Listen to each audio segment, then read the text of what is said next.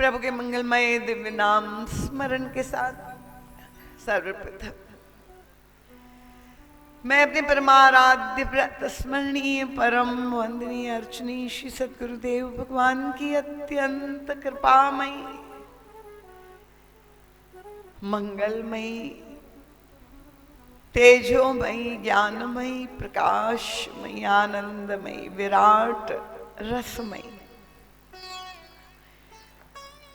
दिव्य उपस्थिति को यहाँ पर प्रत्यक्ष रूप से अनुभव करती हूँ और श्री सद्गुरुदेव भगवान के परम कल्याणप्रद पुनीत पाद पद्मों में अपनी प्रणति अर्पित करते हुए कोटिशः नमन साष्टांग दंडवत प्रणाम करती हूँ और यही गुरु चरणारविंद में अंतर हृदय से प्रार्थना करती हूँ आप ही का एक अत्यंत लघु यंत्र बनकर आप ही का संदेश सभी भक्तों के समक्ष रख सकूं, ऐसी बल बुद्धि विद्या और विवेक देने की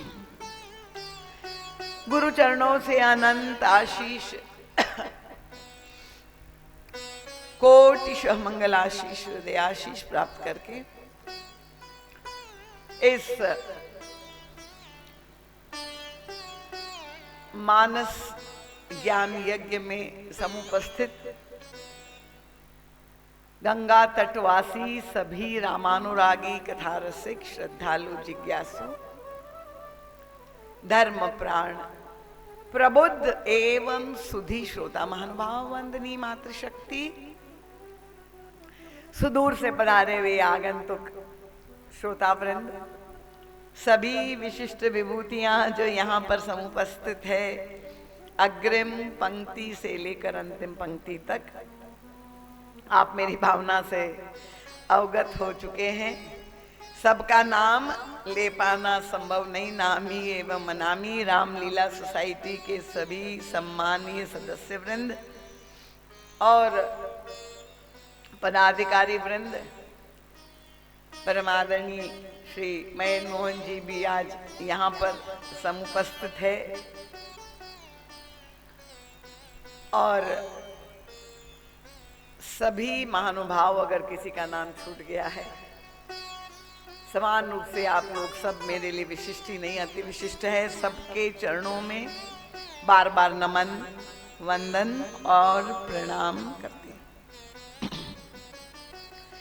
आइए, जिस उद्देश्य से हम लोग यहाँ एकत्रित हुए हैं, आप अपना अमूल्य समय निकाल करके आए हैं पूरी तरह से लाभान्वित होने के लिए। यहाँ कोई बोल रहा है क्या? मुझे आवाज बराबर, उनको कहो जरा चुप रहे। प्रार्थनीय है आपकी एकाग्रता। संपूर्ण सनातन धर्म के जीवन दर्शन को गोस्वामी तुलसीदास जी ने इस रामचरितमानस रूपी विलक्षण अमृत कूप में जो है परोस दिया है और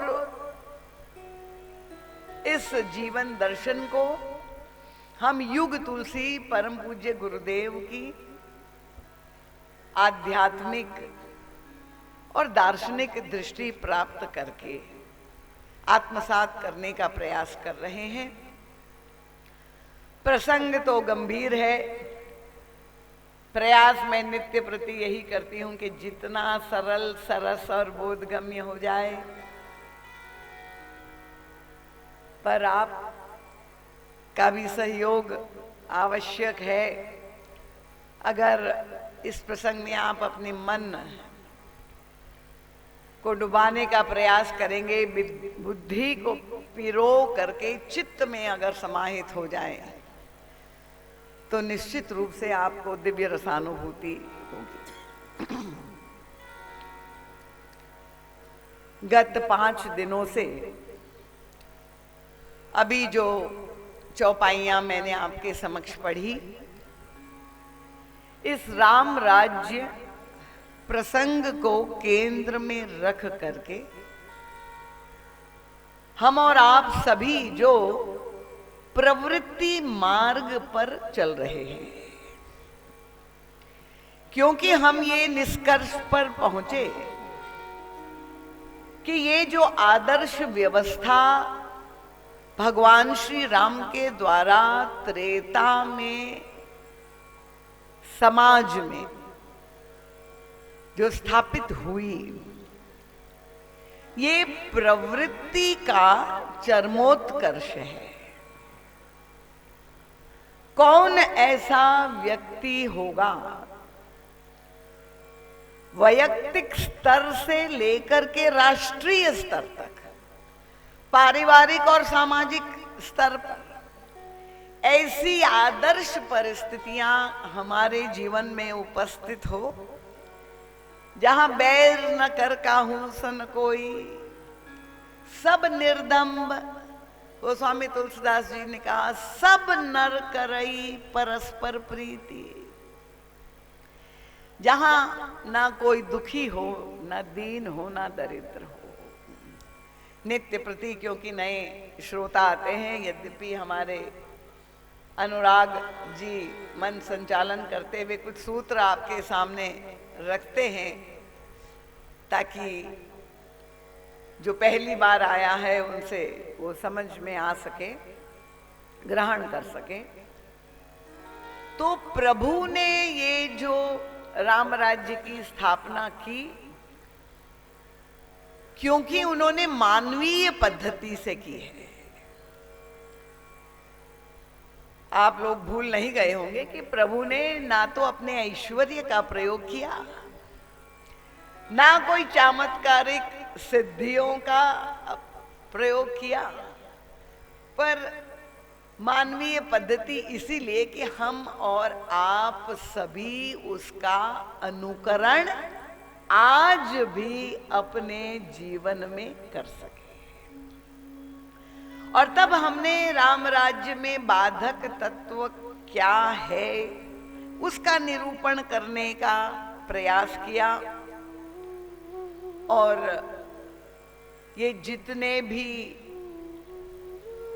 विभिन्न विकार है मानव अंतर्मन में, जिसको गोस्वामी तुलसीदास जी ने मन के रोग के रूप में उत्तरकांड में प्रस्तुत किया है। तो यद्यपि त्रेता में तो वो पात्र के रूप में सामने आए, कथा के प्रथम दिन से हमने देखा कि जो राम राज्य की प्रथम बाधा बनी वह थी मंथरा। और हम लोग सब इस निष्कर्ष पर पहुंचे कि मंथरा अभी तक मरी नहीं है, आज भी घर घर में उपस्थित है।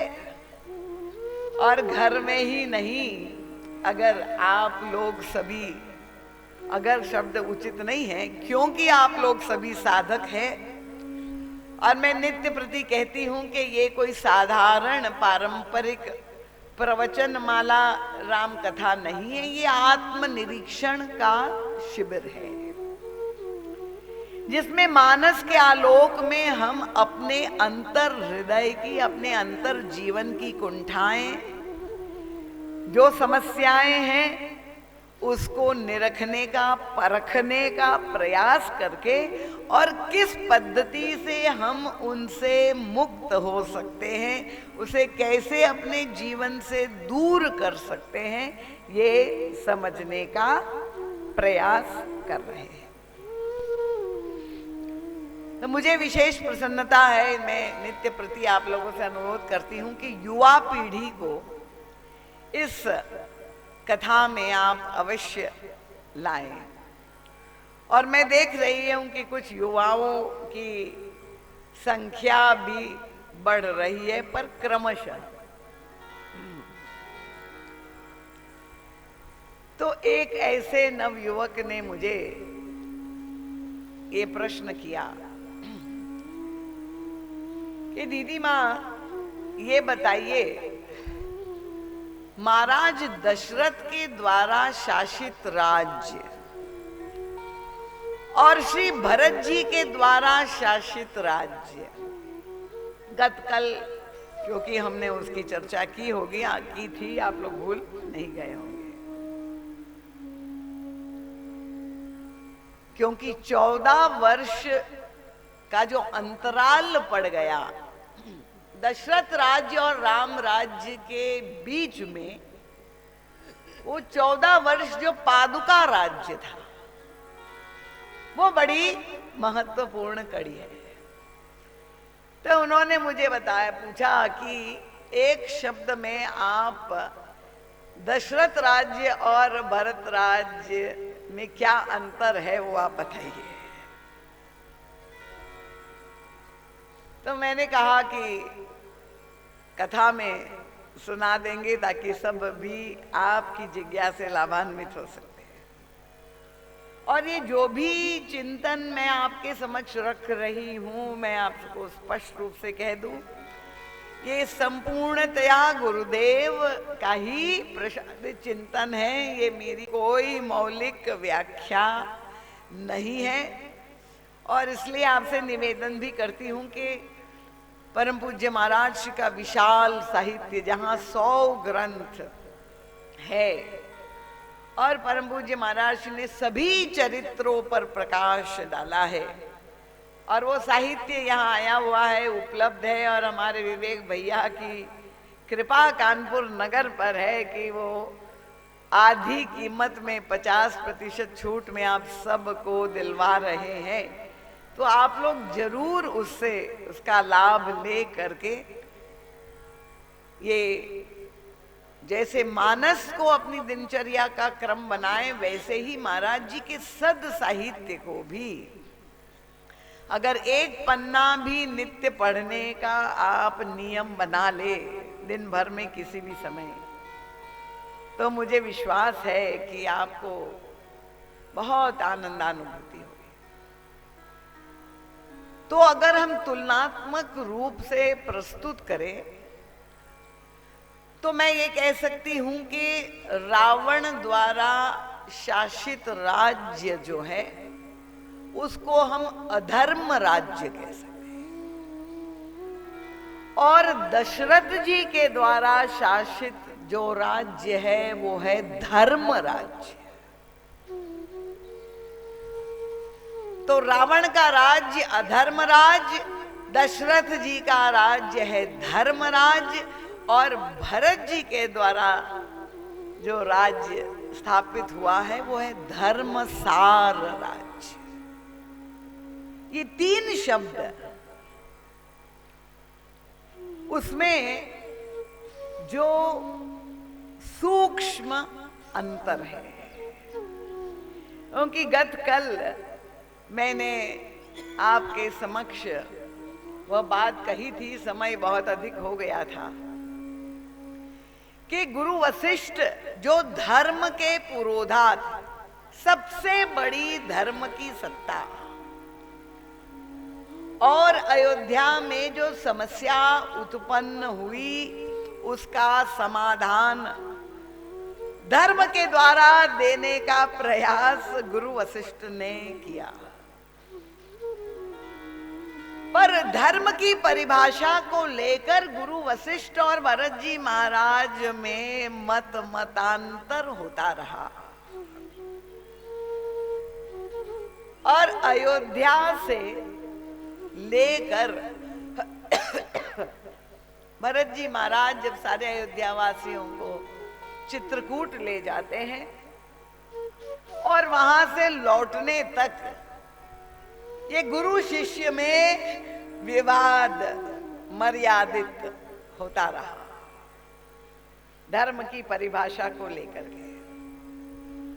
और अंत में जब भरत जी महाराज अयोध्या लौट करके आए, अपने साथ प्रभु की पादुका लेकर के आए, और जब उन्होंने जाकर के राज सिंहासन पर वो पादुकाएं स्थापित करने से पहले गुरुदेव से अनुमति मांगी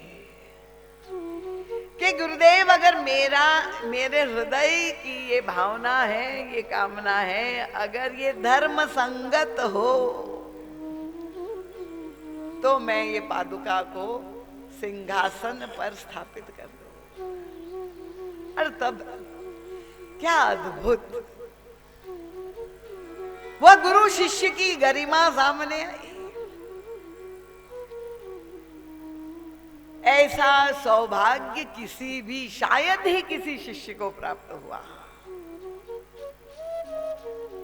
जहां गुरुदेव ने अपने आप को पराजित अनुभव किया और शिष्य की भूरी भूरी प्रशंसा करते हुए जो उपमा अपने शिष्य को दी, उनका मैं स्वीकार करता हूं भरत। मैं अपनी बुद्धि से धर्म को लेकर व्याख्या करता रहा, सारे धर्म ग्रंथों का आश्रय लेता रहा, पुराण वेद उपनिषदों को पढ़कर खोल करके, पर मैं ये मान लेता हूं, अब इस निष्कर्ष पर पहुंचता हूं कि आगे से अब मुझे कभी भी किसी ग्रंथ को खोलने की, देखने की आवश्यकता नहीं पड़ेगी, क्योंकि मैंने ये अनुभव कर लिया कि भरत तुम्हारे द्वारा जो दिव्य तत्व प्रकट हुआ है,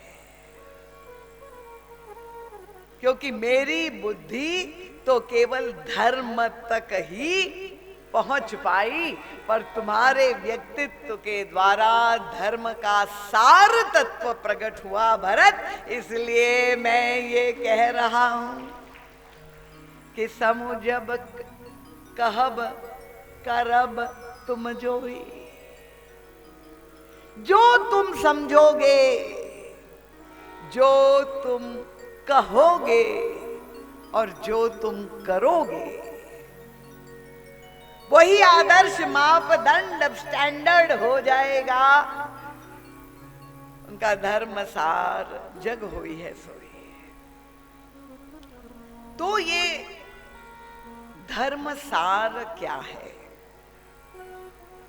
क्योंकि हमें अपने जीवन में विशेष रूप से जब धर्म को लेकर के इतने विवाद अनादिकाल से हो रहे हो, और विवाद ही नहीं, धर्म को लेकर इतने बड़े बड़े युद्ध हुए हैं, इतना विनाश हुआ है, तो फिर आज भी चल रहे हैं। धर्म को लेकर एक उन्माद समाज में फैलाया जा रहा है, और तब साधारण व्यक्ति किंग कर्तव्य विमूढ़ता अनुभव करता है कि हमारा कर्तव्य क्या है, हमारा धर्म क्या है।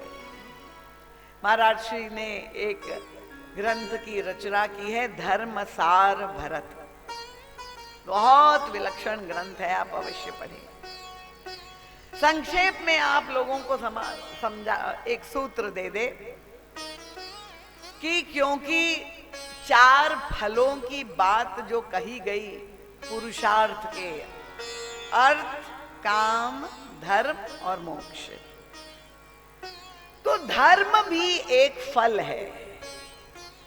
अब देखिए परम पूज्य महाराज श्री कितने सुंदर, अब गोस्वामी तुलसीदास जी ने तो केवल इतना लिख करके चले गए, धर्मसार जग होई है सोई। पर ये धर्मसार है क्या? तो वहां तो गोस्वामी तुलसीदास जी हमारी सहायता नहीं कर पाएंगे, क्योंकि उस पे जो है व्याख्याकार की आवश्यकता पड़ती है। और तब युग तुलसी की भूमिका, परम पूज्य महाराज श्री की भूमिका यहां से प्रारंभ होती है। मानस की चौपाइयों में जो शब्द लिख दिए, तो जो उसका तत्वार्थ, उसका मर्म, उसका भावार्थ, उसका गूढ़ार्थ, उसका रहस्य प्रकट करने के लिए तो एक अवतार युग तुलसी के रूप में हमारे बीच में हुआ। तो महाराज जी कितना सरल बना देते हैं इतने गंभीर और गहन सिद्धांतों को दृष्टांतों के द्वारा, कि अगर एक फल है, क्योंकि धर्म एक फल है और फल हम सब खाते हैं नित्य प्रति, तो फल में 3 हिस्से होते हैं। एक होता है छिलका। चैतन्य श्रोता मुझे चाहिए। हाँ, ऐसा ना हो कि आप मुंह खो करके केवल बैठे रहें, क्योंकि आपकी सहमति भी मुझे चाहिए और मुझे ये समझ में आना चाहिए कि ये बात पहुंच रही है आप तक। तो फल में एक होता है बहिरंग छिलका, सबसे भीतर होती है गुठली, और छिलके और गुठली के बीच में होता है गूदा या रस। तीन वस्तु फल में होती है, सब सहमत है ना? अब ये तीनों परम आवश्यक है। कैसे? अगर छिलका नहीं होगा तो ये भीतर में जो रस है, जो गूदा है, उसकी सुरक्षा कैसे होगी?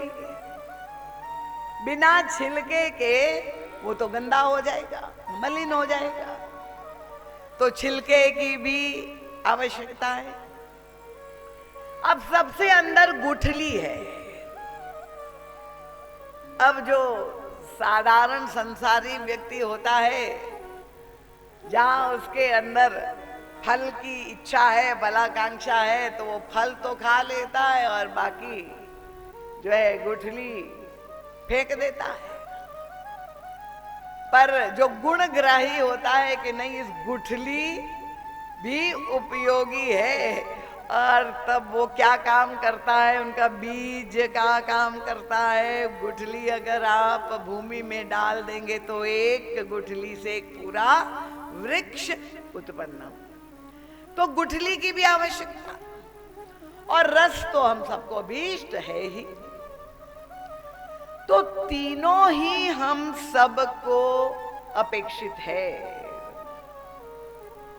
पर कोई व्यक्ति ये सुन ले कि कथा में कहा गया कि तीनों ही आवश्यक है और पूरा फल खा जाए, छिलका और गुठली के साथ खा जाए, तो आप उसको क्या कहेंगे? आप तो यही कहेंगे कि पूरा पशु है। क्योंकि पशु जो है वो आप गौ माता को दे, फल खिलाए, तो वो तो छिलका या उतारेंगे नहीं या गुठली नहीं निकाल। पर मनुष्य होगा, वो क्या करेगा कि भाई वो तो छिलका निकाल लेगा, गुठली अलग करेगा, और जो रस चाहता है वो उसको प्राप्त करके तृप्ति प्राप्त कर लेगा। तो ये परम पूज्य महाराज श्री कहते हैं कि अगर कोई व्यक्ति, कृपया ध्यान से सुने, तीनों वस्तुओं की आवश्यकता समझ करके पूरा खा जाए, तब तो वो पशु हो गया।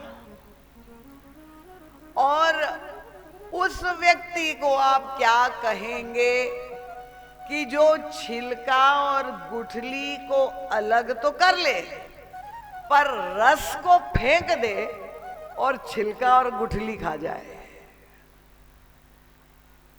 उसके लिए कोई उपमा है? तो महाराज जी कहते हैं, धर्म के फल में ये तीनों वस्तुएं हैं। धर्म के फल में छिलका भी है। कठिन तो नहीं हो रहा है ना? सबको समझ में आ रहा है ना? धर्म के फल में छिलका भी है, धर्म के फल में गुठली भी है, और धर्म के फल में रस भी है। अब आप पूछेंगे कि छिलका क्या है धर्म में? तो महाराज श्री कहते हैं कि जब किसी भी धर्म को आप व्याख्यायित करना चाहेंगे, उसका निरूपण करना चाहेंगे, तो उसके लिए आपको शब्दों का ही आश्रय लेना पड़ेगा। अब हमें आपको अगर समझाना है कि धर्म में और धर्मसार में अंतर क्या है, तो शब्दों के द्वारा, वाणी के द्वारा ही हम आपको समझा सकते हैं। तो ये जो शब्द है वो है धर्म का छिलका, और ये जो गुठली अंदर है, वो गुठली क्या है? महर्षि कहते हैं कि ये धर्म पालन करने की जो फलश्रुति शास्त्र बता। आप हनुमान चालीसा का पाठ करते हैं, अंत में कोई भी कांड का, मानस का, जहां भी पाठ करते नीचे बता, जो यह पढ़े हनुमान चालीसा वो सिद्ध साखी गौ। हर एक कांड में भी, मानस में भी ये कर्म करेंगे, ये धर्म करेंगे तो उसका आपको ये फल प्राप्त होगा। ये क्या है? महर्षि कहते हैं ये धर्म की गुठली है, फलश्रुति। ठीक है, ऐसा करने से ऐसा होगा। स्वधर्म का पालन करेंगे, स्वर्ग प्राप्ति होगी, कीर्ति प्राप्ति होगी, संपत्ति प्राप्ति होगी, ये सब फलश्रुति। और ये जो गुठली और छिलके के बीच में जो रस है, वो धर्म का मर्म जो है, उसी को धर्म सार कहते हैं। समझ में आ गया? तो गुरु वशिष्ठ ने भरत जी महाराज को जो उपमा दी है कि भरत तुम्हारे चरित्र और व्यक्तित्व के द्वारा धर्म का सार तत्व प्रकट होगा। क्यों? क्योंकि जब भरत जी महाराज ननिहाल से लौटे तो दैहिक जो भी पिताश्री की जो क्रिया कर्म करना था वो संपन्न होने के बाद महाराज दशरथ ने राज्य दरबार में एक सभा बुलाई और उस राजसभा में सारे गणमान्य नागरिक भी थे, मंत्री थे, गुरुजन थे, माताएं थी और उन सब के मध्य में गुरु वशिष्ठ ने महाराज दशरथ की भूरी भूरी प्रशंसा करते हुए कहा भरत जी को कि भरत, मेरे अनुसार इतिहास में तुम्हारे पिताश्री से महान कोई धर्मात्मा और पुण्यात्मा नहीं हुआ। त्रिभुवन तीन काल मत मोरे, पुण्य सी लोक तात तर तोरे। तुम्हारे पिताजी बहुत बड़े धर्मात्मा थे, क्योंकि उन्होंने सत्य के पालन के लिए, राम जो उनको प्राण प्रिय थे, पर सत्य की रक्षा करने के लिए उन्होंने राम का परित्याग कर दिया। तो इतने बड़े धर्मात्मा थे। आप जानते हैं धर्म के 4 चरण हैं, सत्य, तप, दया और दान। तो जो वचन दिया था उसका पालन करने के लिए उन्होंने राम का परित्याग कर दिया, तो बहुत ही बड़े धर्मात्मा थे। और केवल राम का परित्याग किया होता तब तो ठीक था, पर राम के जाने से जब महाराज दशरथ ने अपने प्राणों का भी परित्याग कर दिया, इसका मतलब ये हुआ कि जितने बड़े वे धर्मात्मा थे उतने ही बड़े वो प्रेमी भी थे। अपने प्राण प्रिय राम के वियोग में उन्होंने अपने प्राणों का त्याग कर दिया और ऐसे महान पिता के तुम पुत्र हो। और इसीलिए मैं ये चाहता हूं कि तुम्हारे पिताजी की जो इच्छा थी, पिता की आज्ञा पालन करना पुत्र का धर्म है, तुम अपने पिताजी का अनुगमन करो, उनके पद चिन्हों पर चलो, तुम अयोध्या के राज्य को स्वीकार कर लो। पिता की आज्ञा का पालन करके तुम्हारे जीवन में ये धर्म का पालन हो जाएगा। और जब तुमने राज्य को स्वीकार कर लिया, उसके बाद तुम्हारे सामने एक मार्ग खुला रहेगा।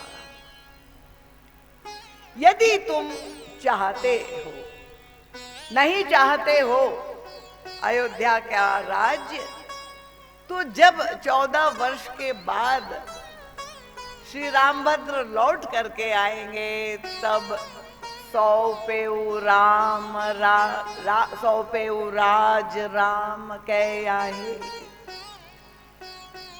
अभी जब तुम स्वीकार कर लोगे तो आज्ञा पालन हो जाएगी, तो धर्म पालन हो जाएगा।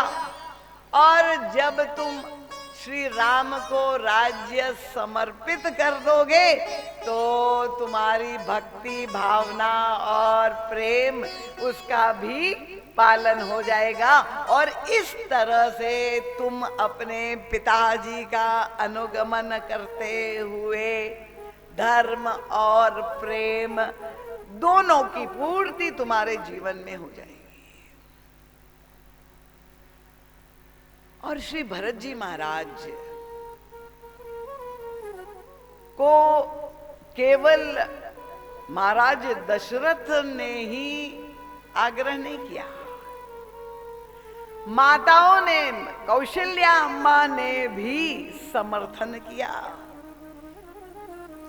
मंत्रियों ने भी अनुमोदन किया। धर्म और आज्ञा के पालन के नाम पर सोने के थाल पर राज सिंहासन, राजपद भरत जी को दिया जा रहा था, पर भरत जी ने स्वीकार नहीं किया। तो इसका मतलब कि भरत जी ने धर्म की आज्ञा नहीं मानी।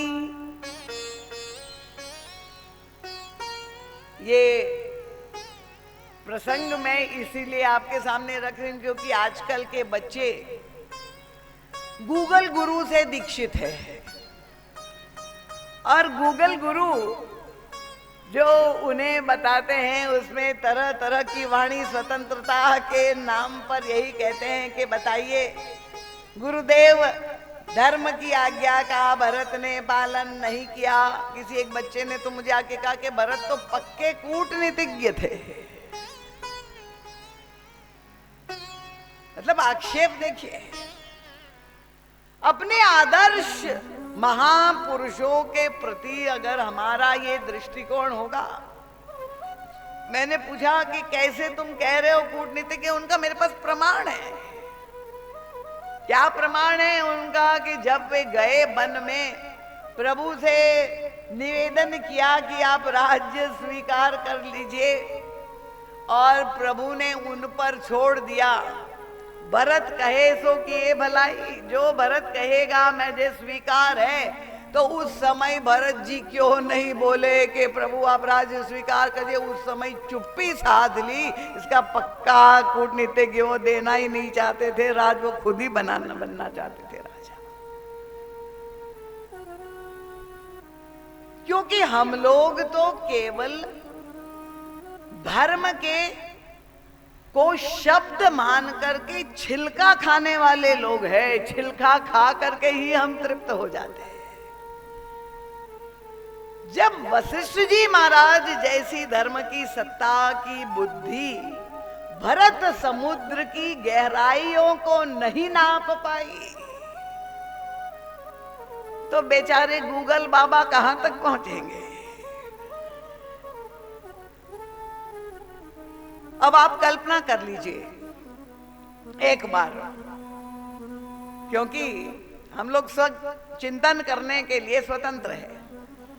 अगर भरत जी महाराज के हृदय में राज सत्ता के प्रति लोलुपता होती, लालसा होती, सबके हृदय में होती है, सत्ता पाने की इच्छा होती है, किसी न किसी रूप में घर के ज्येष्ठ ही चाहे बन जाए।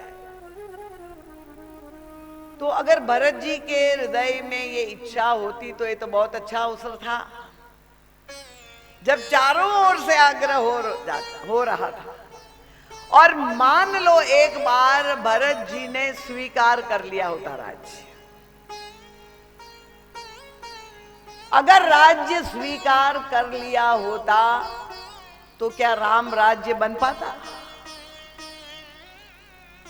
बोलिए, मैं आप सबसे पूछना चाहती हूं, राम राज्य बन पाता?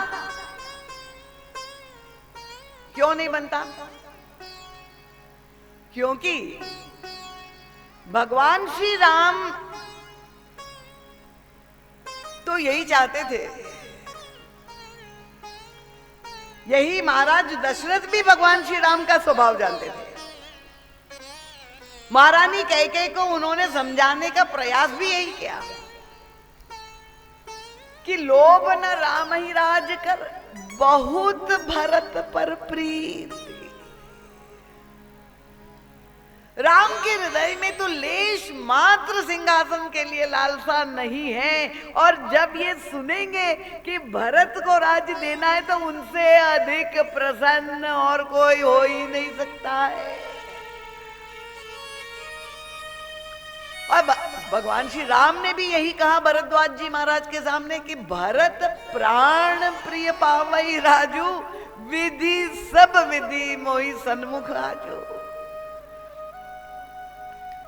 और आप जानते हैं प्रभु कितने सावधान हैं। जब रावण वध के बाद पुष्पक विमान से लौट रहे थे अयोध्या, तो सीधे विमान लैंडिंग नहीं कर गया। त्रिवेणी गंगा तट पर प्रभु रुके और श्री हनुमान जी महाराज को दूत के रूप में भेजा प्रभु ने। प्रभु लीला कर रहे थे, केवट के साथ का संवाद और भगवती गंगा का पूजन, ये तो बहाना था। क्यों प्रभु ने हनुमान जी को पूछा था उनका कि जा करके पता लगा के आओ, अगर भरत बहुत आनंद में है, राज्य संचालित करते पूरे प्रसन्न है, अयोध्या वासी आनंद में है, तो मैं आजीवन वन में रह जाऊंगा, मैं लौटूंगा ही नहीं।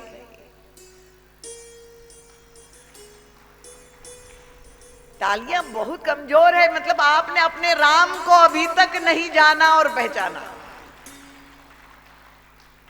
भगवान श्री राम के हृदय का औदार्य देखे कितना विशाल है। जीवन भर में वन में रह जाऊंगा, क्योंकि प्रभु ने अपनी वन गमन को कदापि एक दंड के रूप में या एक अभिशाप के रूप में नहीं देखा। मैंने कहा, कल भी आपके सामने ये बात रखी थी कि प्रभु तो हर प्रतिकूल घटना को कैसे अनुकूल बना दिया जाए, यही हमें दृष्टि देते हैं। अपने आचरण के द्वारा, अपने चिंतन के द्वारा हमें ये कला सिखाते हैं। पॉजिटिव थिंकिंग के क्लासेस में जा करके नहीं होगा, मानस का पाठ करने से ये सहज रूप से आपके स्वभाव का ये अंग बन जाएगा। जब प्रभु से मुनि जी ने पूछा, बताइए आपके साथ तो अन्याय हुआ, उनका नहीं महाराज, मेरी तो पदोन्नति हो गई। आजकल अपग्रेडिंग का जमाना है, हर दूसरे तीसरे दिन आपको अपना सॉफ्टवेयर अपग्रेड करना पड़ता है मोबाइल में। भगवान जी राम कह रहे हैं कि मेरा ये वनवास तो मेरा अपग्रेडिंग है। क्यों? उनका अगर मेरा तिलक राज तिलक होता तो मैं युवराज पद पर अभिषिक्त होता, पर जब भरत जी सिंहासन पर भरत बैठेगा तो मैं उस राजा का बड़ा भाई बन जाऊंगा, तो मेरा पद और ऊपर उठ। तो भगवान श्री राम तो कदापि लौटते नहीं अगर भरत जी ने राज्य स्वीकार कर लिया था। भरत जी महाराज की जो सूक्ष्म दृष्टि है, देखिए मैं ये सारे दृष्टांत आपके सामने इसलिए रख रही हूं क्योंकि हम सबको अपने जीवन में वर्तमान काल में जो विभीषिका से समाज गुजर रहा है, जहां केवल भाई भाइयों में लड़ाई और सुप्रीम कोर्ट हाई कोर्ट में केस नहीं चल रहे हैं, अगर ये कथा सुनकर के किसी के घर में विवाद हो और समाधान हो जाए तो रामायण की रीति से हो जाए, तो मुझे ऐसा लगता है कि ये आयोजकों का पूरा प्रयास और पुरुषार्थ सार्थक हो जाएगा। क्योंकि परम पूज्य महाराज श्री का तो जो विवेक प्रदीप्त मस्तिष्क है, वो तो पूरे शास्त्र पूरे युगों का पर दृष्टि डाल करके महाराज श्री मंथन करके हमें समझाते हैं। ये तो हम त्रेता में बैठे हुए हैं, पर एक युग बाद द्वापर में आ जाइए, और मैंने जो प्रथम दिन से आ रहे हैं उसकी चर्चा आपके सामने रखी कि द्वापर युग में भगवान श्री राम ही कृष्ण के रूप में आए थे, और उनके सामने भी यही विवाद उपस्थित हुआ था। यहां अयोध्या है तो वहां हस्तिनापुर का राज्य है, और वहां भी जो झगड़ा था वो सत्ता और सिंहासन को लेके था, और वो भी भाई और भाई के बीच में था। पांडु और धृतराष्ट्र सगे भाई। अब उस समय उस युग में जो परिस्थितियां थी वो आप जानते हैं कि ज्येष्ठ सिंहासन का अधिकारी होता है, पर क्योंकि धृतराष्ट्र जन्मांध थे तो भीष्म पितामह ने निर्णय किया कि ये राजा के लिए एक बहुत बड़ी कमी होगी, और इसीलिए छोटे भाई पांडु को राज्य सौंप दिया। अब आप बताइए, जब महाराज पांडु के सामने प्रस्ताव भीष्म पितामह ने दिया, महाराज पांडु ने उसको तुरंत स्वीकार कर लिया। मैं आप सबसे ये प्रश्न पूछना चाहती हूं, क्या एक युग पहले भरत जी ने यह आदर्श प्रस्तुत किया था? पादुका राज्य का आदर्श पूरे विश्व को एक जीवन दर्शन भरत जी ने प्रस्तुत दिया है कि कैसे प्रवृत्ति को संचालित किया जा सकता है। उसका अनुकरण करते हुए क्या महाराज पांडु भीष्म पितामह को ये नहीं कह सकते थे, पितामह ये जो आपका निर्णय है भले आपको उपयुक्त लग रहा है, पर मुझे ऐसा लगता है कि राजा तो भ्राता श्री धृतराष्ट्र ही बने रहे, मैं निमित्त बन करके सारा राज्य चलाऊंगा। कह सकते थे कि नहीं? कह सकते थे कि नहीं? नहीं सहमत हैं आप लोग? सब लोग सहमत हैं? हम लोग सर्वमत से चल रहे हैं। अगर एक को भी आपत्ति हो तो बता दें हमें। महाराज पांडु कह सकते थे ना, और अगर उन्होंने ये कहा होता, परम पूज्य महाराज से कहते तो महाभारत का महाविनाश नहीं होता। पर अंतर यही है, त्रेता में जो राम राज्य हो गया क्योंकि महारानी कैकेयी का पुत्र भरत था। अब आप भरत जी की भूमिका को समझिए इस परिप्रेक्ष्य में। महाराज जी कैसे दुर्योधन जैसा पुत्र अगर कैकेयी के गर्भ से जन्मा होता तो रामायण युग में भी महाभारत अवश्य हो जाता। ये जो प्रतिक्रिया इतनी गहरी गांठ दशरथ के धृतराष्ट्र के अंतःकरण में बनी, अपने पुत्र के प्रति आसक्ति तो थी, पर क्योंकि वो वंचित हो गए राज्य से और वो कुंठा अंदर जो दबी हुई थी, और फिर जब युधिष्ठिर का जन्म हुआ तो गांधारी की तो ममता का दर्शन हुआ ही, पर यही गांठ जो है मोह की, अहमता की, ममता की और गहरी हो गई। और आप कल्पना करिए कितना बड़ा विनाश। एक परिवार, दो भाई और भाई के बीच का युद्ध ने कितना विस्तार लिया कि जितने भी राज्य थे सब जुड़ते चले गए अपनी सेनाओं को लेकर के। एक विश्व युद्ध से भी बड़ा महाविनाश, वर्ल्ड वॉर से भी बड़ा। 11 क्षौणी सेना कौरवों की और 7 क्षौणी सेना पांडवों की, सब लड़ करके मर गए।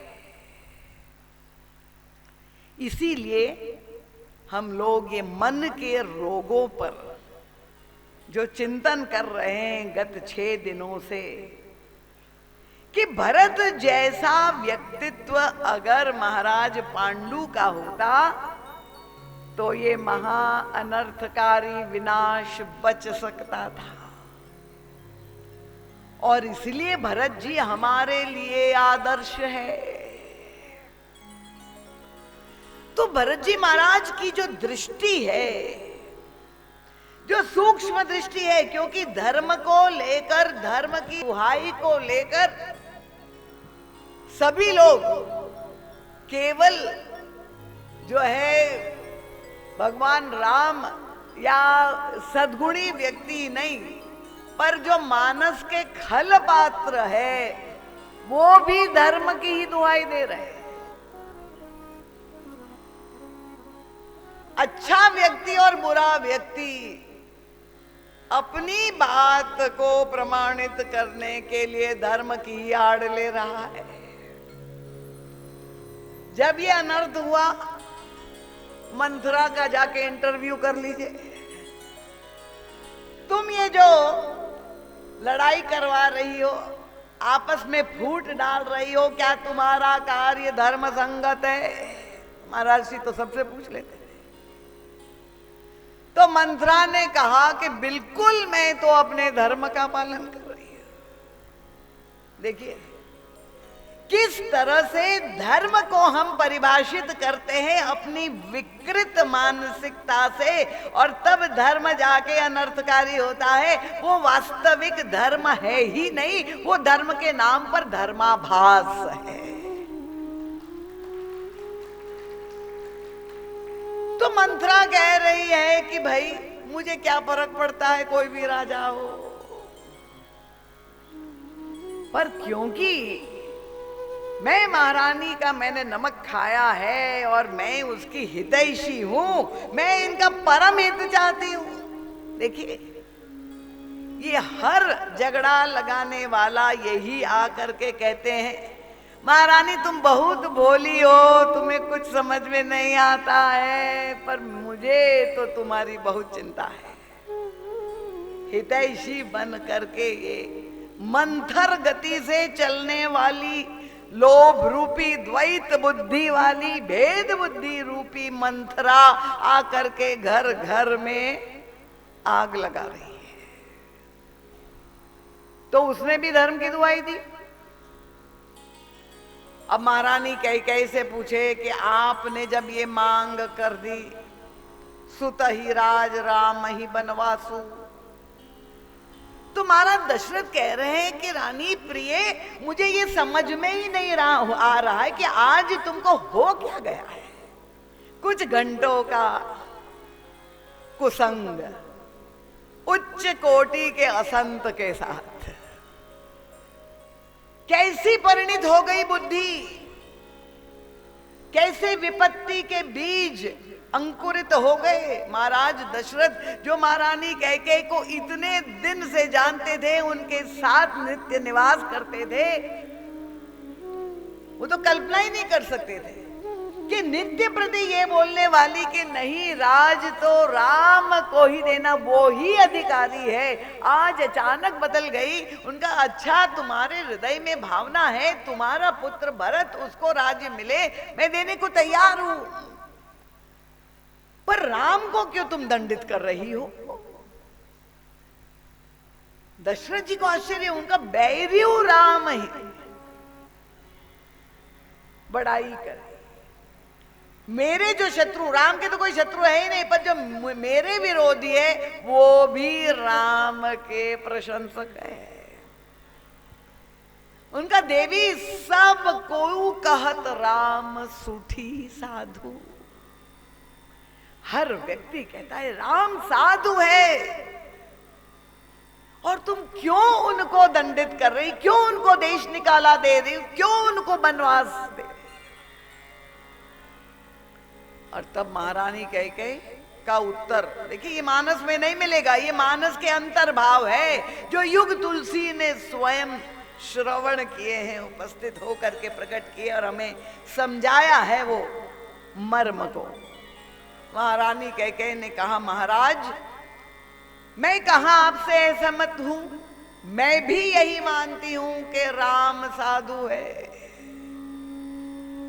सब कहते राम साधु है और मैं भी कहती हूं राम साधु है। फिर तुम क्यों उसको प्रताड़ित कर रही हो, दंडित कर रही हो? उनका नहीं महाराज, आप जो गलती कर रहे हैं उसको मैं सुधार रही हूं। दशरथ जी को कहा मेरे द्वारा गलती? उनका कि आप साधु को सिंहासन पर बिठा रहे हैं, उनको सत्ता चखा रहे हैं। अरे साधु का कार्य तो जंगल में है, तपस्या करना है, वो सिंहासन पर बैठना साधु को शोभा नहीं देता। इसलिए आपसे जो चूक हो रही है उसको मैं संभाल रही। अब आप देखिए परिभाषा, धर्म को लेकर आड़ लेकर के महारानी कैकेयी कह रही है, क्योंकि मैंने कहा शब्द ये छिलका है। शब्द के द्वारा धर्म को व्याख्यायित, कॉन्स्टिट्यूशन जब बनाया जाएगा, वेद को बताया जाएगा। इसीलिए वेद व्यास जी ने तो हाथ ही ऊपर उठा दिए। उनका धर्म इतना रहस्यमय है, इतना विलक्षण है कि उसकी परिभाषा करना बहुत सरल नहीं है। उनका धर्मस्य तत्वम निहितम गुहायां, बहुत गूढ़ है धर्म का तत्व। क्यों? तो उन्होंने कहा श्रुतिर्विभिन्ना स्मृत्यश्च भिन्ना। आप कहेंगे धर्म की व्याख्या वेद में है, वेद धर्म का हम पालन करेंगे, क्योंकि वशिष्ठ जी ने वेद धर्म, आश्रम धर्म सबकी व्याख्या की। पर समस्या क्या है, ये नई पीढ़ी के बच्चों के लिए विशेष रूप से वेद अगर परम प्रमाण है, और हमारे क्षितिज जैसे बच्चे जो है, वो जो पढ़ाकू है, वो जा करके कहें चलो हम वेद पढ़ेंगे, पर वेद अगर एक हो तब तो पढ़े। वेद कितने हैं? 4। बहुत अच्छा, बहुत सुंदर, 4 वेद है।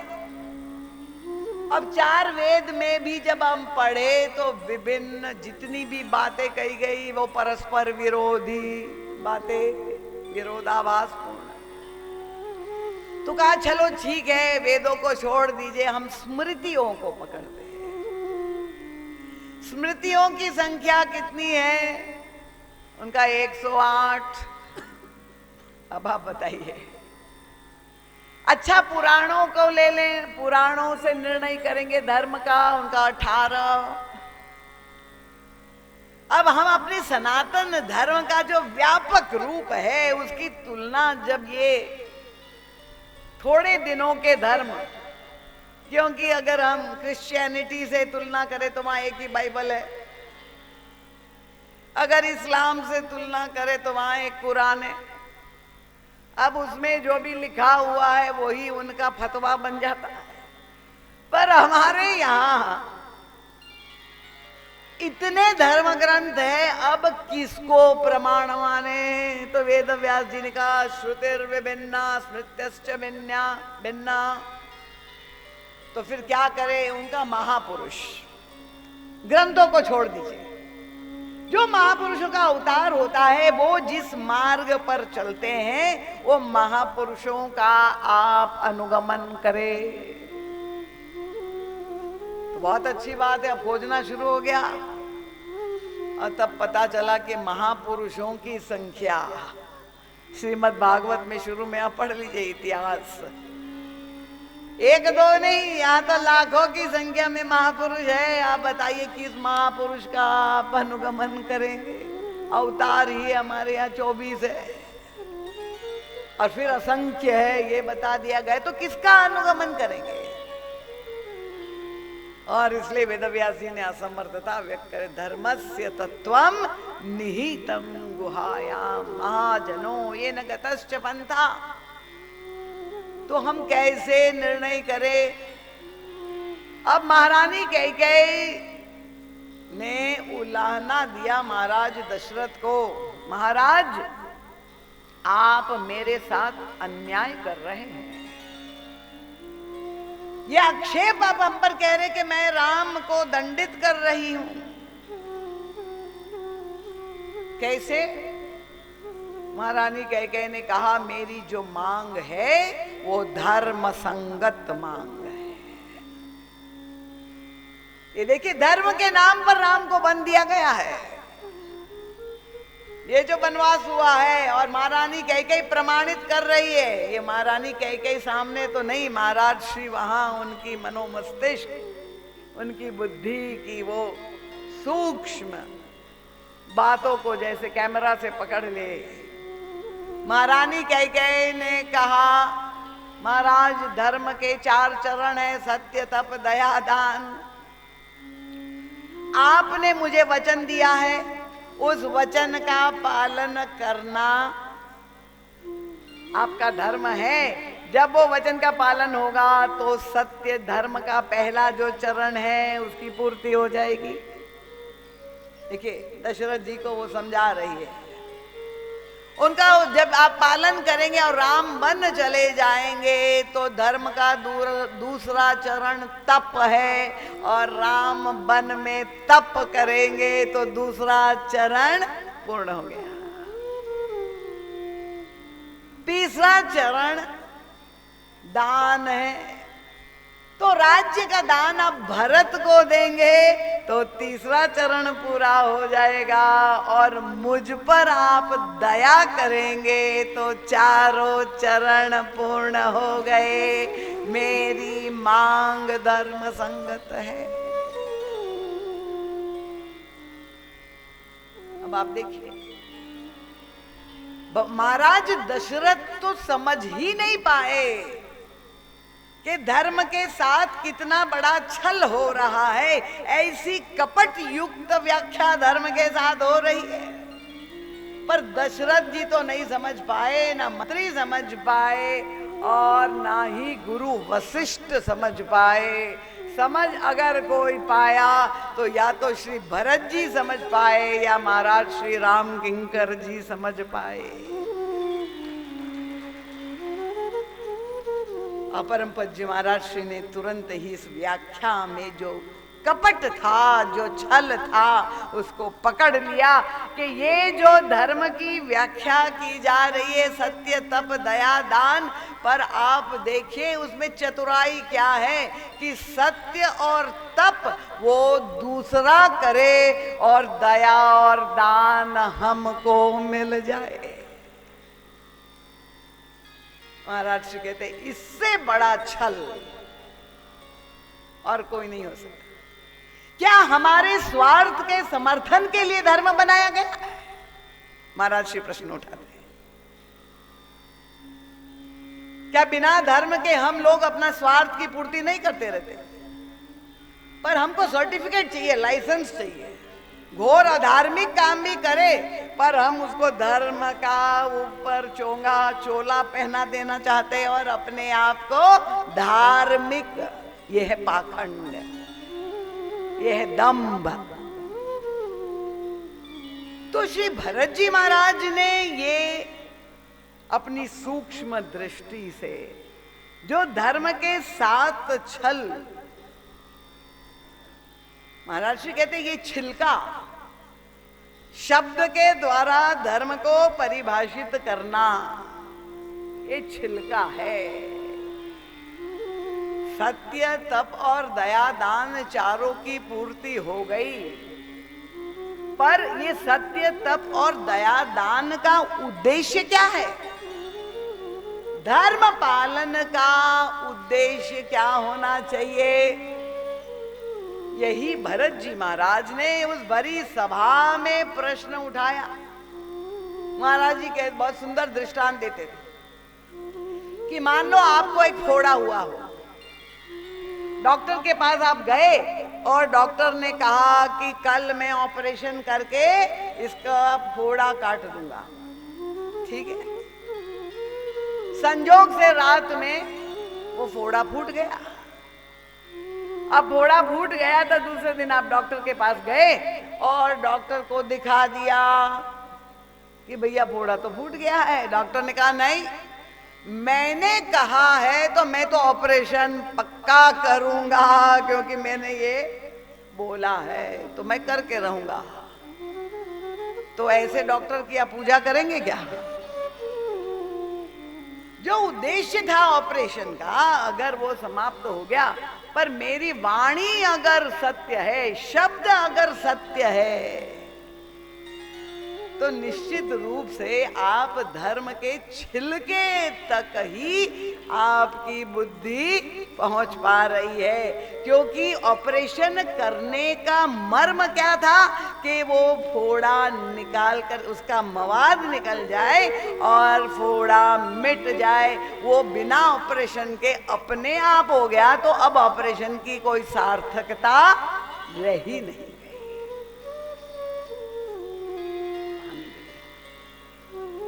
तो यही तर्क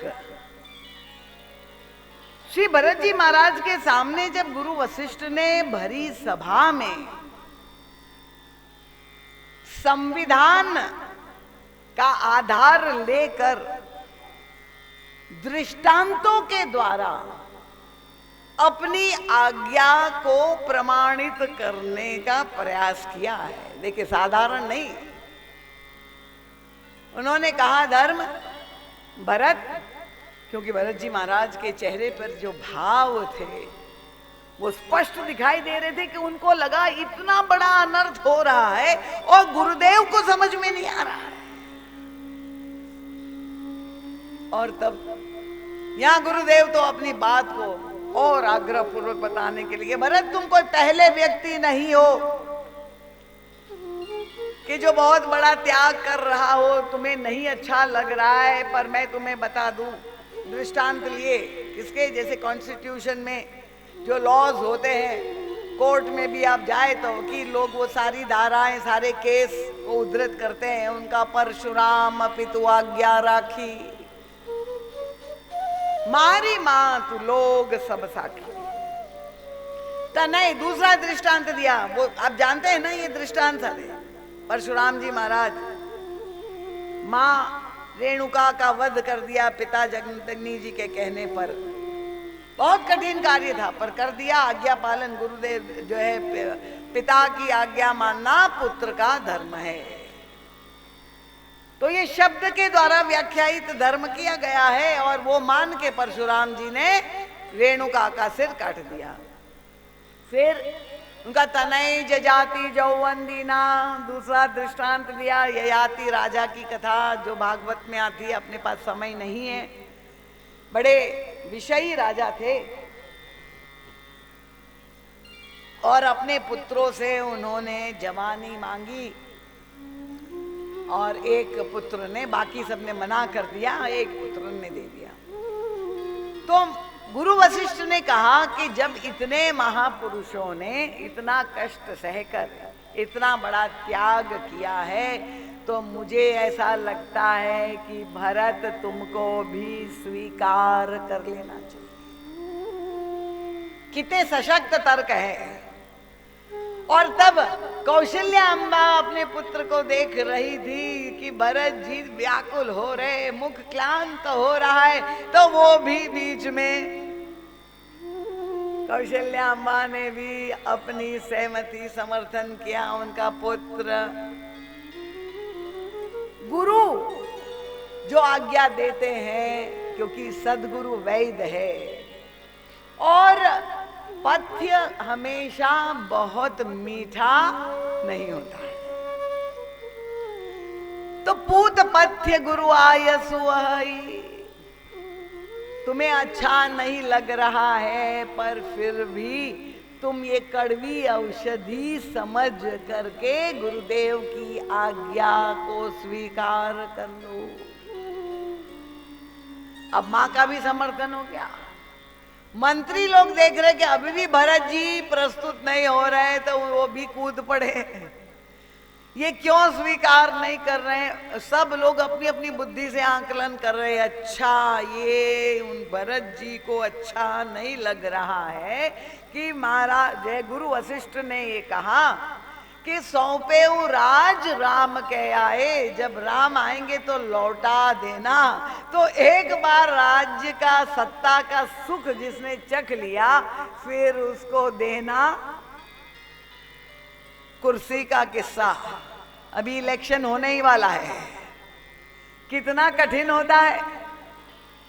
तो मंत्रियों ने यही समझा कि इसीलिए भरत जी हिचकिचा रहे, तो उन लोगों ने कह दिया कि महाराज जो गुरुदेव कह रहे हैं राज्य स्वीकार तो कर लीजिए, और आगे क्या हो जाएगा देखा जाएगा, अभी से चिंता करने क्या जरूरत।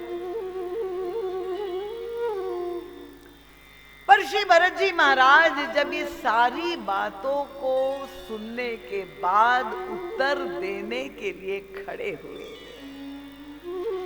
गोस्वामी तुलसीदास जी ने भरत जी महाराज की वो छवि जो वहां प्रस्तुत की है, उनका भरत कमल कर जोड़,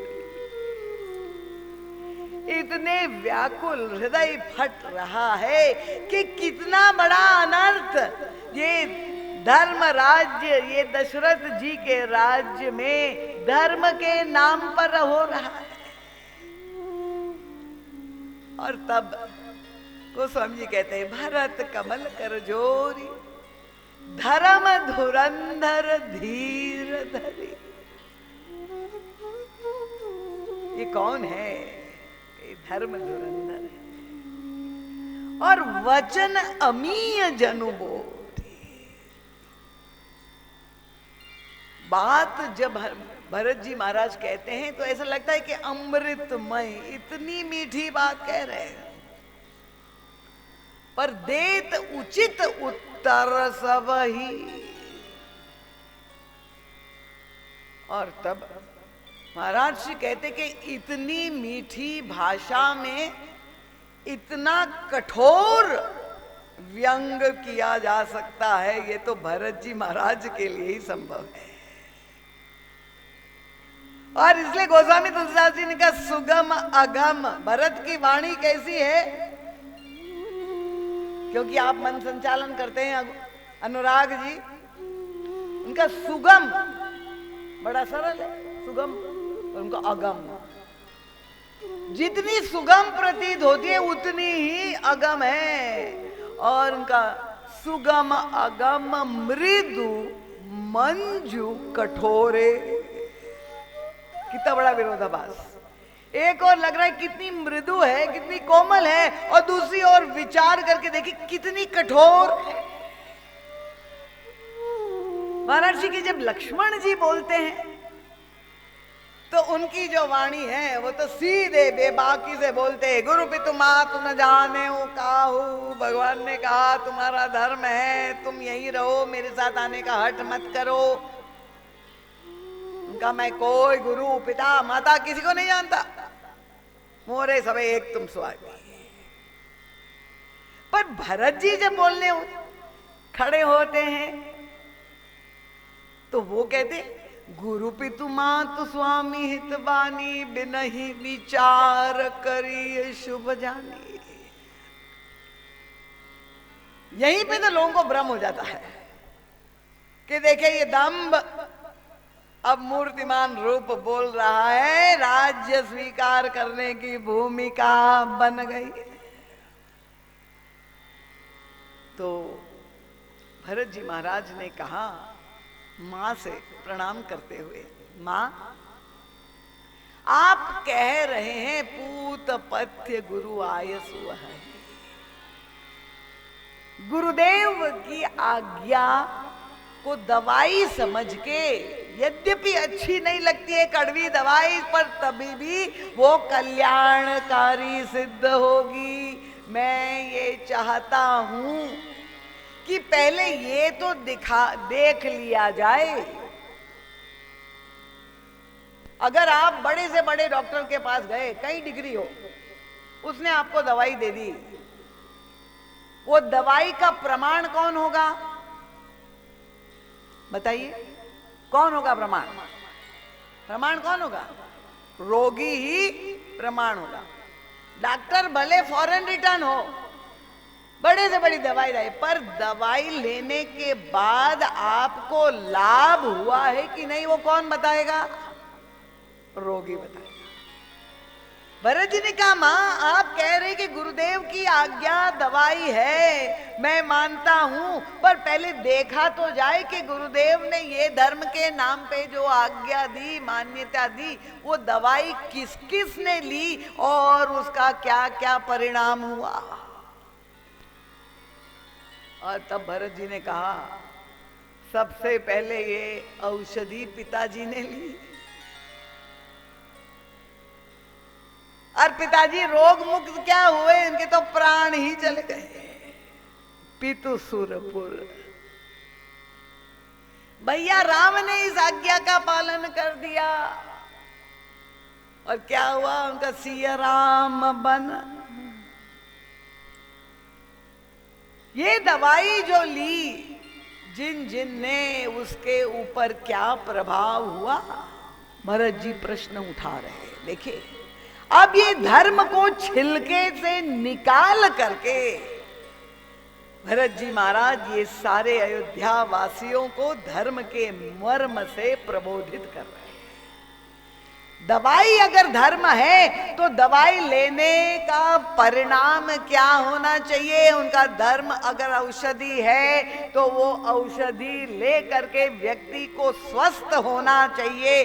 वो धर्म की औषधि से ईश्वर से निकट जाना चाहिए या ईश्वर जीवन से दूर जाना चाहिए? उनका पितुसुरपुर सिय राम बन, करन कहेऊ मोहिराज, ये ही ते जाने मोर हित कैयापन बड़का।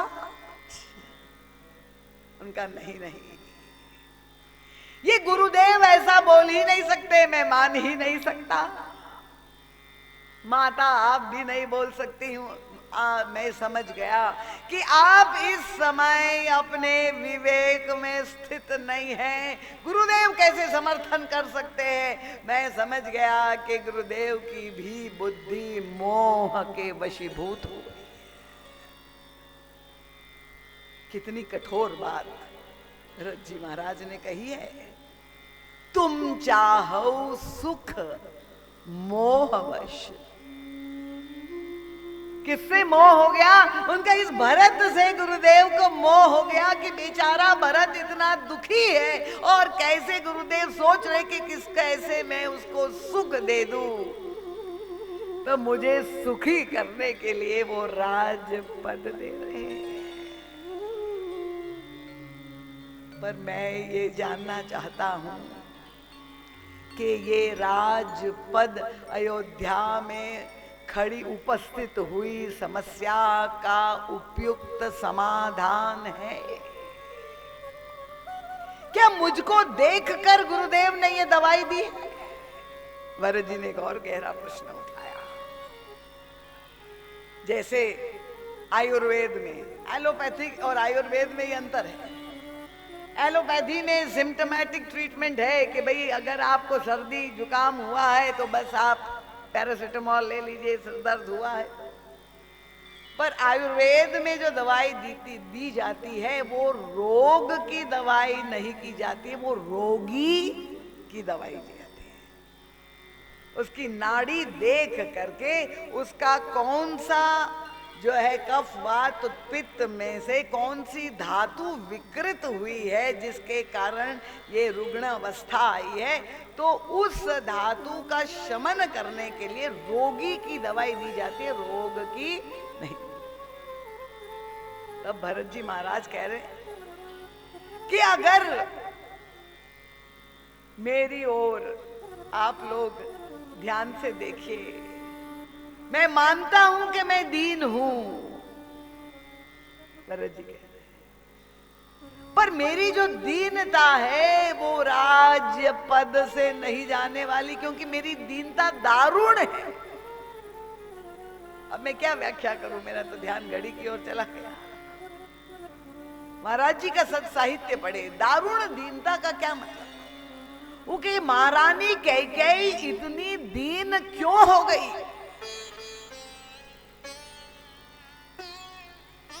और यही गोस्वामी तुलसीदास जी ने मानस की फलश्रुति गुठली मानस पाठ करने की फलश्रुति में बताया है। अगर आप मानस पाठ करेंगे तो आपके जीवन में क्या फल मिलेगा? तो उत्तरकांड में गोस्वामी जी कहते हैं क्या?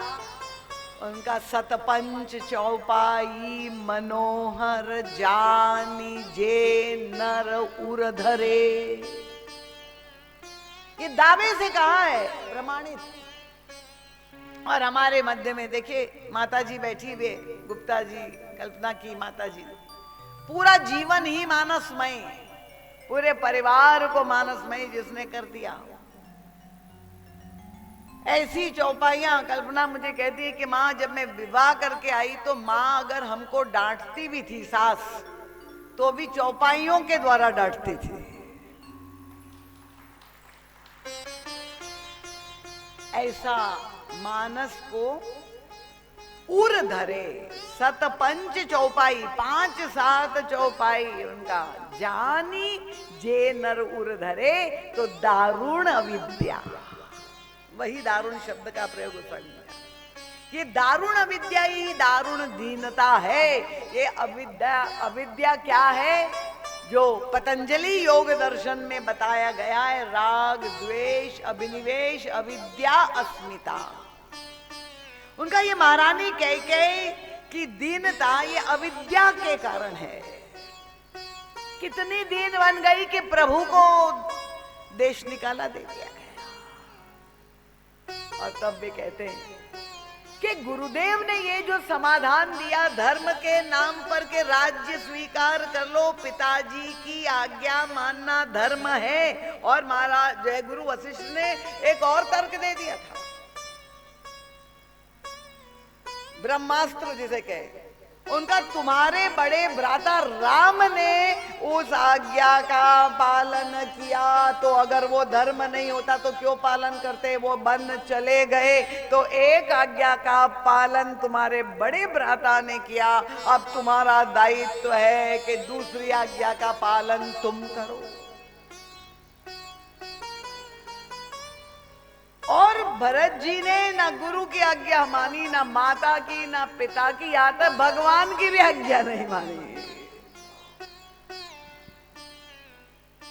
तो ये जो भरत जी महाराज के द्वारा धर्म का मर्म जो प्रकट हुआ है, ये विश्व के इतिहास में आपको कहीं नहीं मिलेगा। और अगर आप जान लेंगे तो निश्चित रूप से आपके घर में राम राज्य हो जाएगा, इसमें मुझे कोई संदेह नहीं है। भरत जी महाराज ने गुरु वशिष्ठ जो ये धर्म के छिलके को ही सर्वोच्च धर्म मान रहे थे, गुरु को भी प्रबोधित किया। ये भरत जी का धर्मसार है। भरत जी ने उत्तर क्या दिया? उनका भैया रामभद्र ने इसीलिए आज्ञा मान ली और वन चले गए क्योंकि पिताश्री ने उन्हें जो आज्ञा दी थी उस आज्ञा में त्याग था। सारे सुखों को छोड़ करके बन जा रहे हैं, इतना बड़ा त्याग। तो त्याग की आज्ञा मानना धर्म है, पर मुझे जो आज्ञा दी है वो राज्य पद सिंहासन स्वीकार करना, ये आज्ञा भोग की आज्ञा है और भोग की आज्ञा मानना धर्म नहीं है, इसलिए मैं नहीं मानूंगा। ये धर्म के छिलके से उठा के धर्म के सार तत्व तक भरत जी महाराज की जो हृदय से प्रेम ओतप्रोत और इसलिए अश्रु प्रवाह हो रहा है भरी सभा में, ऐसी निर्मल मति विवेक प्रदीप्त मस्तिष्क से जहां संपूर्ण अंतर्मन राम से एकाकार हो गया हो। भरत जी महाराज प्रार्थना करते हैं कि महाराज दशरथ ने ये जो समाधान प्रस्तुत किया है वो तो मुझे ऐसा ही खिलवाड़ लग रहा है। देखिए, सुगम अगम में तो मंजू कठोरे। उन्होंने कहा ग्रह ग्रहित पुनि बात बस, तेई पुनि बीछी मार और ताही पियाई वारुणी कहू कवन उपचार। एक व्यक्ति का दृष्टांत दिया, ग्रह ग्रहित, ग्रह दशा बुरी हो गई जन्म पत्री में। अब ऐसा व्यक्ति जो ग्रह दशा से पीड़ित था, वैसे ही परेशान था, सब कुछ विपरीत ही हो रहा है, उतने में उसको शरीर में वात रोग हो गया। अब वात रोग जिनको होता है वो ही अनुभव करते, चाहे वो साइटिका हो चाहे आर्थराइटिस हो, तब फिर वो ठुमक चलत रामचंद्र हो जाते हैं। वात रोग उनका की ग्रह ग्रहित पुनि वात बस, ते ही पुनि बीछी मां। अब इतना कष्ट तो था ही, इतना दर्द वात रोग में पूरे शरीर में होता है, और रास्ते में चला जा रहा था, ध्यान नहीं दिया, बिच्छू ने डंक मार लिया। अब क्या होता है बिच्छू के डंक का, जिसको अनुभव कानपुर वासियों को पता नहीं, देहातों में तो हो जाता है। इतनी तीव्र जलन उत्पन्न होती है जब उसका पॉइजन अंदर जाता है, सीधी नर्वस सिस्टम को अटैक करता है। उनका तेही पुनि बीछी मार। अब ऐसा व्यक्ति तड़फ रहा था पीड़ा से और चला गया वैद्य के पास के, महाराज कोई दवाई दो मुझे, दर्द से मुक्ति दो। और उसने क्या कहा कि जाओ थोड़ी सी शराब पी लो। वैद्य जी ने कहा ताही पियाई वारुणी। अब शराब पी लेने से क्या होता है मैं तो नहीं जानती, आप भी शायद नहीं जानते होंगे, और अगर जानते हैं, क्योंकि सुना सुना ही बात कह रही हूं, अनुभव वाली नहीं है, कि थोड़ी देर के लिए सारी समस्याओं से मानसिक रूप से व्यक्ति को मुक्ति मिल जाती है, हवा में उड़ने लगता है, भूल जाता है सारी समस्याओं को। शराब के नशे में धुत जब हो जाता है फिर उसको पता ही नहीं होता है कौन है सामने खड़ा, क्या होता है। वो सारी जो इंटेलेक्ट है, मति है, वो सारी सिस्टम को वहां क्रैश हो जाती है। नहीं तो ऐसा वो महाराज जी दृष्टांत सुनाते थे। एक राजा की सवारी निकल रही और सारे सैनिक इत्यादि थे, अचानक एक व्यक्ति पूरा नशे में चूर बीचों बीच आके खड़ा हो गया राजा के रथ के सामने और कहा, हे हाथी वाले, हाथी बेचेगा? अब सैनिक दौड़े मारने के लिए। राजा ने कहा नहीं नहीं मत मारो, जाओ जरा देखाओ ये कहाँ रहता है। पता लगा लिया, दूसरे दिन सुबह जब दरबार लगा तो राजा ने कहा कि उस आदमी को बुला लो, और उसको लाके पकड़ के लाए दरबार में, पेश किया। राजा ने कहा कल रात को तुम सौदा कर रहे थे, तो चलो अभी हो जाए सौदा, हाथी कितने में खरीदोगे?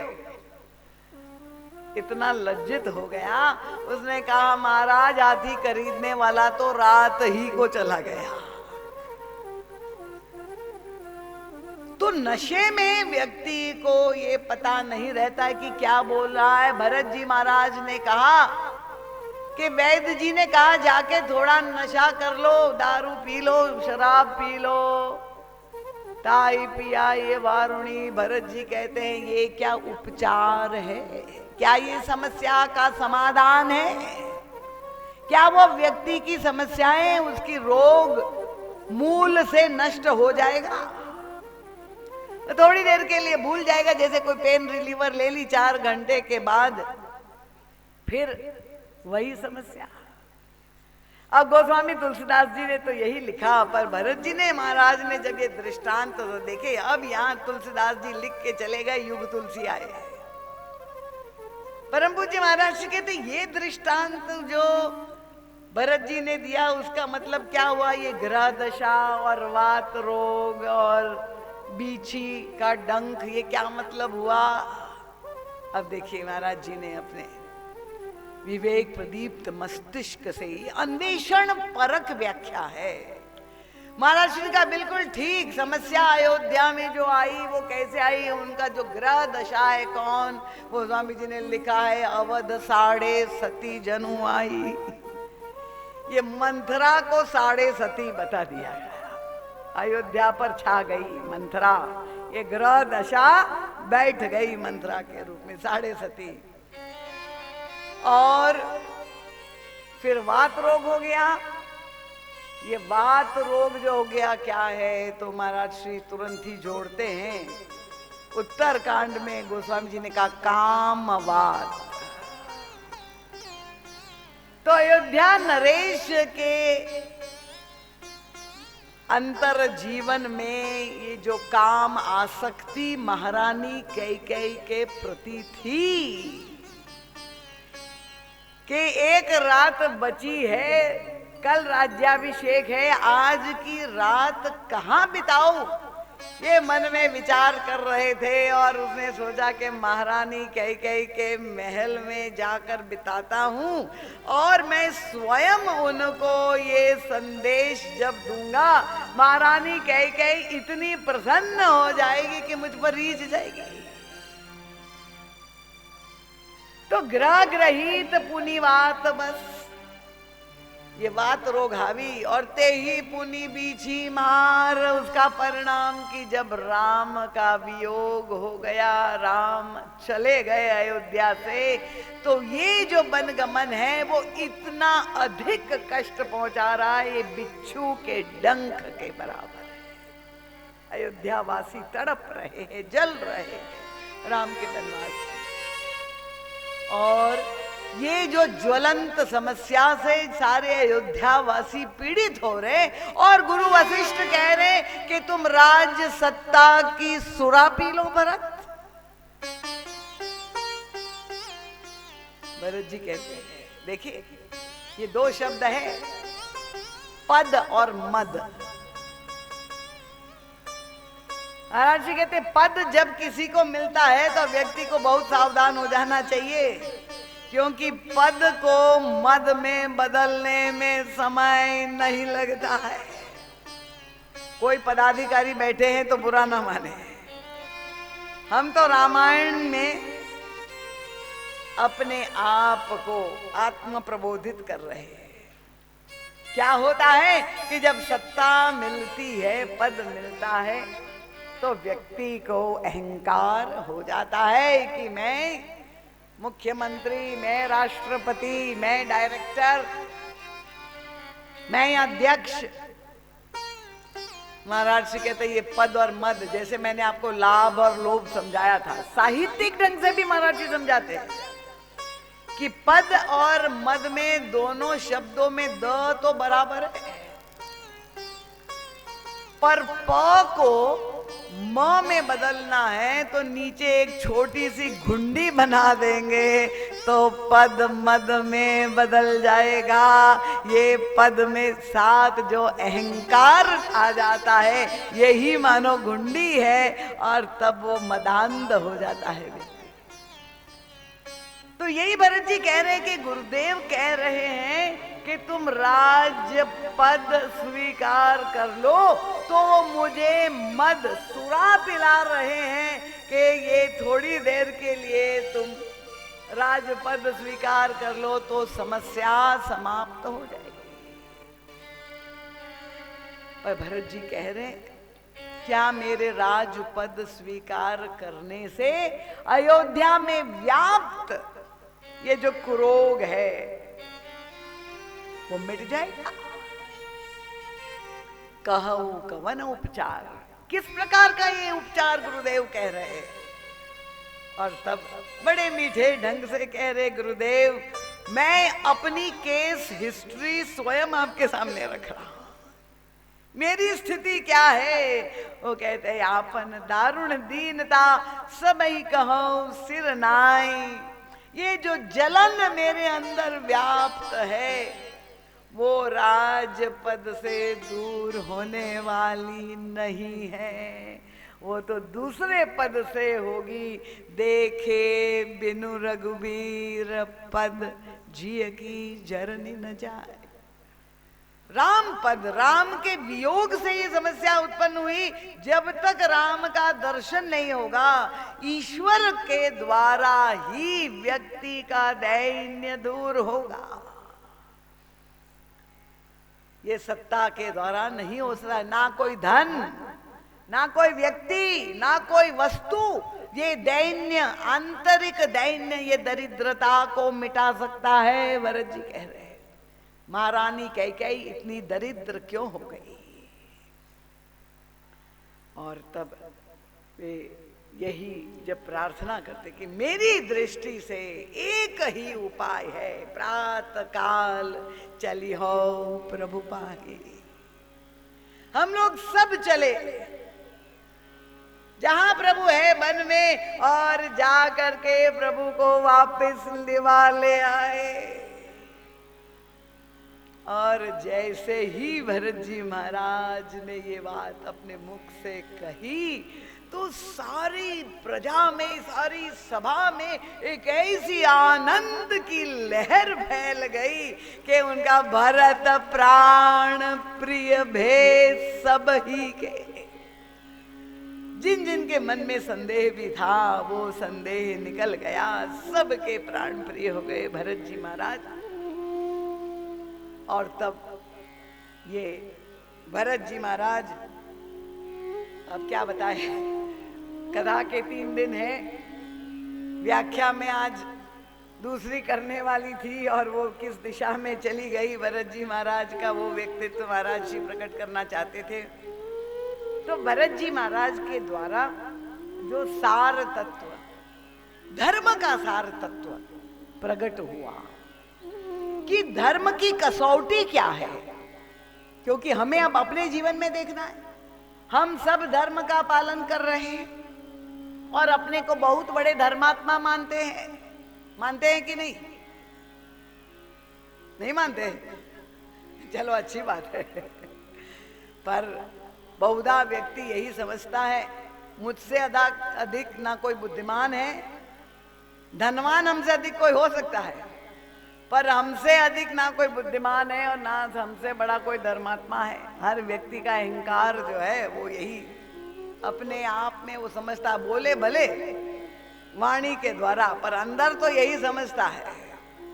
और यही अयोध्यावासी भी समझ रहे थे। जब प्रभु बन जाने के लिए तत्पर हुए सारे अयोध्यावासी चल पड़े, विद्रोह हुआ राज्य में, कोई रुकने को तैयार नहीं। अच्छा है आप लोग उठ के नहीं चल पड़े, क्योंकि मैं प्रसंग समाप्त कर रही थी फिर चल पड़ा। अयोध्यावासी सब चल पड़े प्रभु के साथ। इतना बड़ा विद्रोह, महाराज जी कहते विश्व के इतिहास में ऐसा दूसरा दृष्टांत नहीं मिल सकता है। सत्ता के साथ ही समाज होता है पर यहाँ हमारे प्रभु सत्ता विहीन हो गए, देश निकाला दिया जा रहा है और सारी प्रजा उनके पीछे चल पड़ी। ये हमारे भगवान श्री राम के शील का विजय है कि वो प्रत्येक व्यक्ति उनसे कितना प्रेम करता है। पर हुआ क्या, बड़ी विचित्र बात कि चल तो पड़े प्रभु के साथ, पर जब चल रहे थे तो चलते हुए वे निंदा कर रहे थे। किसकी निंदा कर रहे थे? महारानी कैकेयी बड़ी दुष्ट है, बड़ी लोभी है, उतना कष्ट दिया उन्होंने श्री राम को, यही निंदा करते हुए चल रहे थे। और यही निंदा करते करते उनको नींद आ गई। जब उन्हें नींद आ गई, भगवान राम ने देखा अयोध्यावासी श्रमित होके सो गए, तुरंत सुमंत जी को कहा, सुमंत उठाओ रथ और चल पड़ो यहां से।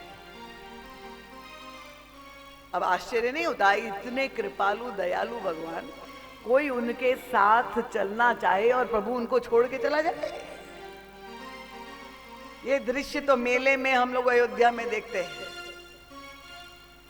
कहीं मतलब ये गांव की स्थिति है भारतवर्ष की, इसलिए ये रामचरितमानस की कथा की आवश्यकता है। पर हम लोग मनोरंजन ही चाहते हैं, इसलिए तो मैं आपको नित्य प्रणाम करती हूं कि भैया आप लोग बैठ करके सुन रहे हैं इतनी कड़वी शुष्क कथा। क्या स्थितियां है, हर मेले में हम देखते हैं कि बूढ़े माता पिता को लेके बच्चे आते हैं बाइक पर बैठ करके, और इतनी भीड़, जहां लाखों लोग परिक्रमा में आते हैं, वहां माता पिता को कहते हैं हम अभी आ रहे, इधर बैठो, और भाग जाते हैं। बूढ़े माता पिता को छोड़ करके चले जाते हैं। अब उनसे पूछे कि माई बताओ तुम्हारा नाम क्या है, तुम्हारा पता क्या है, तुम्हारा घर कहाँ है, बेचारी कुछ नहीं जानती।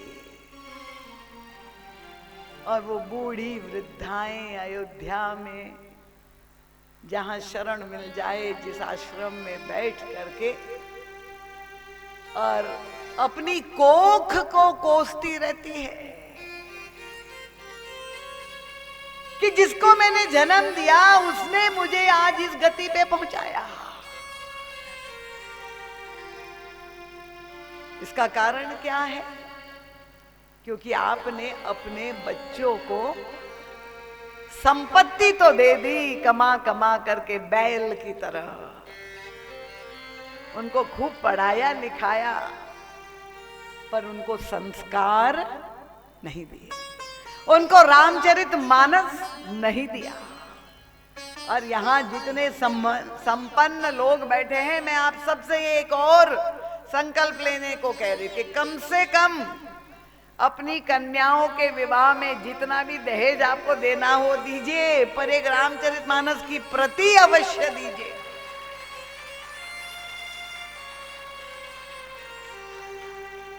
पर प्रभु के द्वारा इतना कठोर कार्य, अयोध्या वासियों को सोता हुआ छोड़ के प्रभु चले गए। अब परम पूज्य महाराज जी को तो बिल्कुल स्वीकार नहीं हुआ, तुरंत पहुंचे प्रभु के पीछे, प्रभु आपने ऐसा कार्य कैसे किया? तब कितनी सूक्ष्म बात प्रभु ने कही। मैं यही बताना चाहता हूं कि तुम अगर मेरे पास पहुंचना चाहते हो, मुझे प्राप्त करना चाहते हो, तो मेरे साथ चल करके भी तुम नहीं पहुंच पाओगे। क्यों नहीं पहुंच पाओगे?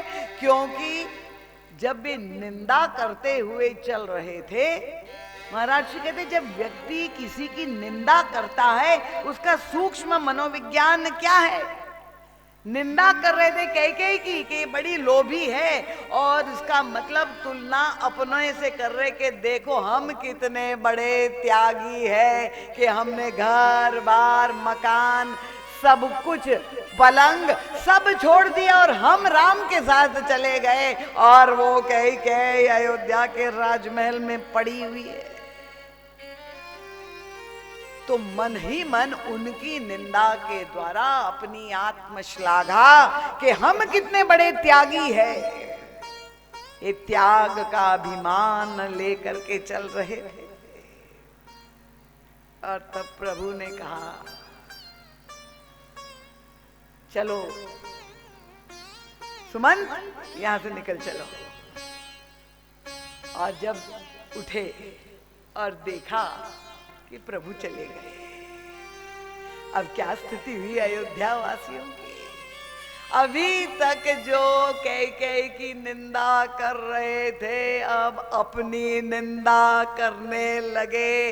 प्रभु ने बता दिया कि तुम्हें इतना बड़ा अभिमान हो रहा था कि मैंने घर और पलंग को छोड़ दिया, पर नींद को तो लेकर के तुम आए। पलंग भले छोड़ दिया तो किस बात का घमंड है तुमको। ये अहंकार कितना सूक्ष्म रूप से साधक के मन में त्याग का अभिमान, कितनी तरह का अभिमान होता है। और प्रभु तो चले गए, पर भरत जी महाराज ने जब कहा प्रातः काल चली हो प्रभु पाही, अब अयोध्या वासियों की स्थिति क्या थी। गोस्वामी जी ने देखा उनका ते ही निसी नींद परई नहीं काहू। किसी को नींद नहीं आ रही है। यहां किसी को आ रही क्या? सबकी उड़ गई है। जय हो भरत जी महाराज की। ते ही निसी नींद परई नहीं काहू। इतना उत्साह प्रभु से मिलन का, इतनी प्रसन्नता, सब सारे दुख समाप्त हो गए। राम मिलन की आशा।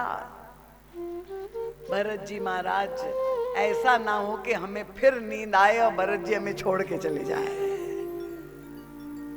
तो प्रभु यही बताना चाहते हैं, मेरे साथ चलकर तुम मुझे प्राप्त नहीं कर सकते हो, पर अगर भरत के साथ चलोगे तो तुम अवश्य मुझ तक पहुंच जाओ।